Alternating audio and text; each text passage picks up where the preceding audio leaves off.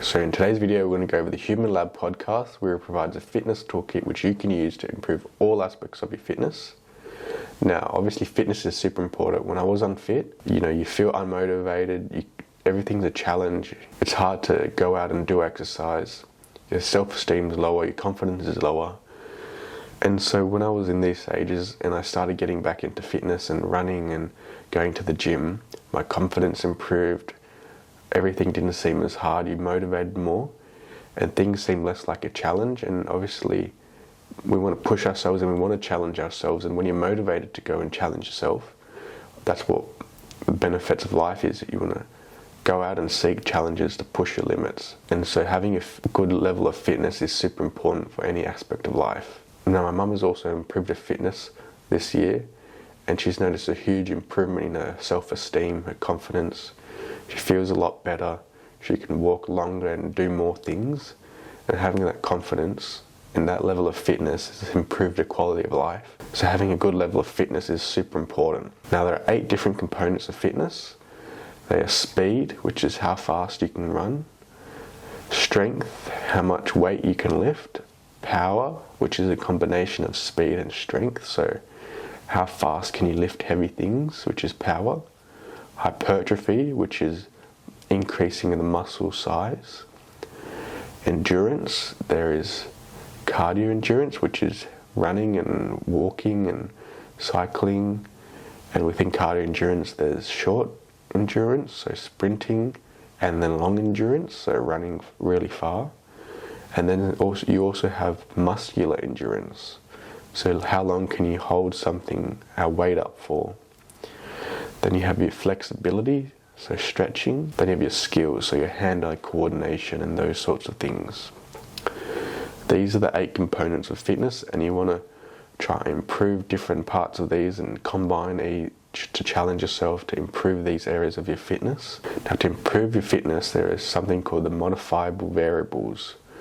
These are the aspects of your fitness that you can target to try and improve.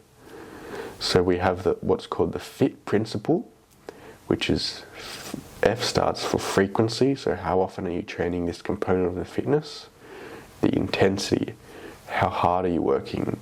So if you're doing speed, are you doing full sprinting, or are you doing really fast jogging? There's different intensities you can train at. Then time, which is how long are you going to be training for. Are you going to be doing just 1 repetition? And if you were doing that, you wouldn't get much training out of your fitness. So you want to be doing not too long, but long enough to actually see improvements in your fitness. Then you have type. So what type of exercise are you doing? If you're doing hypertrophy training, you should be lifting weights. If you're doing endurance, you want to be doing, walking or cycling. Maybe that's what you enjoy. You want to pick a type of exercise that you enjoy, and that targets that component of fitness. Then you have progressive overload. That's the second variable. Progressive overload just means as you're training each week and each day and each month, you want to be gradually increasing the FIT principle. So say you're training your strength and you're lifting 10 kilos. The next training session you want to be lifting 11 kilos. That's called progressive overload. You're progressively increasing the training, which is targeting a specific component of your fitness. So how can we apply this to our life to improve our fitness? Andrew Huberman goes over a 7-day program, which you can modify and change to your liking, but it's basically an outline of what you should be doing to improve the different aspects and components of your fitness, and then you want to be modifying different things. So on day 1, you want to be training your endurance, your long distance cardio endurance. So he recommends doing 30 minutes of zone 2 cardio. So what zone 2 cardio is training at a specific intensity. So an intensity where you feel like you can barely maintain the conversation. So something like a slight jog, going cycling, some sort of activity like that. So about that 50 to 70% of your max work. And you want to be doing that for 30 minutes continuously. So the reason we want to be doing zone 2 cardio is because it has massive benefits of our general health and our longevity.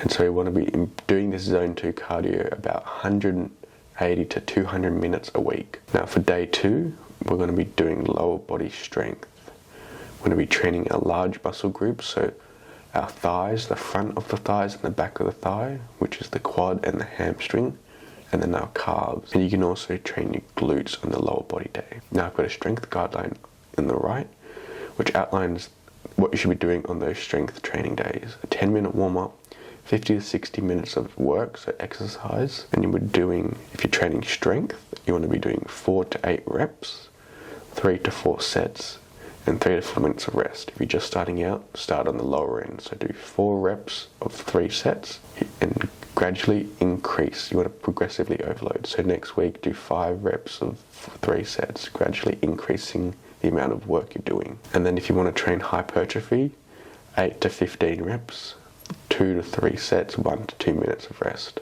Now for day 3, that's a recovery day. We're going to be doing heat and cold exposure. So doing 20 minutes of heat, 5 minutes of cold.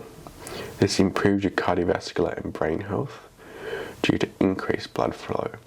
So when we get in the heat, blood vessels are expanding, and then we get into the cold, they're contracting. So it's like a pump where it's pumping the blood through the whole body, which increases your blood flow. And so what this is, heat and cold exposure is going to do, is it's going to increase growth hormone. Now that's going to help with muscle recovery and increasing metabolism. Now for day 4, we're going to be training your upper body strength. So sticking to those strength guidelines, you want to be doing push and pull movements for the chest, back, shoulders, and you want to be training your neck. So you want to, chest, you could be doing barbell rows, lat pull downs, a vertical and a horizontal pull movement. Chest, try and do bench press, dumbbell press, chest fly, also those horizontal and vertical push movements. Train your shoulders the same, do lateral raises, shoulder presses, and then you want to be training your neck. So you're going to be doing forward motion and side motions, adding some weight, increasing the difficulty. Now for day 5, we're going to be going back to doing endurance training, 30 minutes of 75 to 80% of your max effort. So this week you can't maintain a steady pace. You're going to be training a bit more intense this workout. You can have breaks, but try and do 30 minutes of work.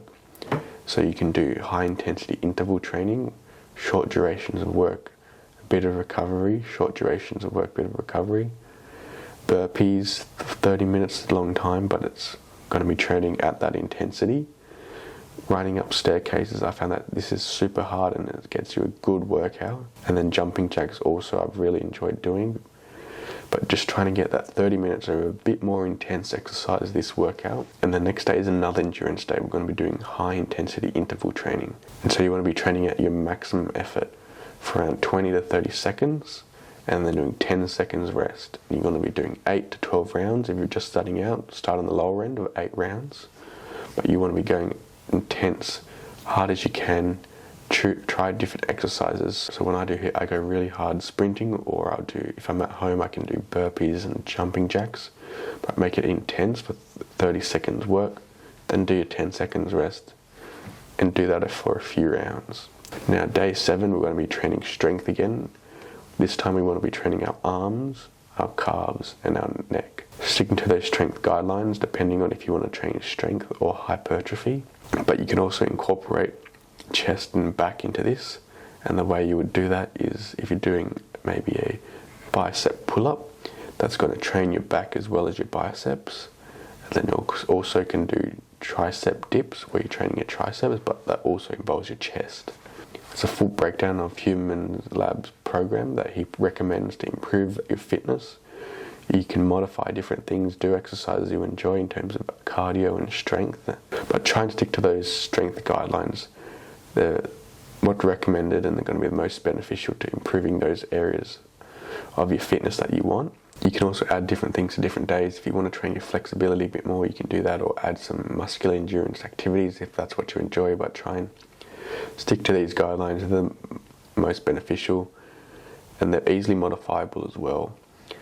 So I hope you found this video valuable. I've been trying to implement this fitness protocol and it's benefited me. Trying to implement it as well for you, seeing what you can do to add to your training regime. Let me know how it goes. If you enjoyed today's video, please subscribe, and I'll see you again in the next video.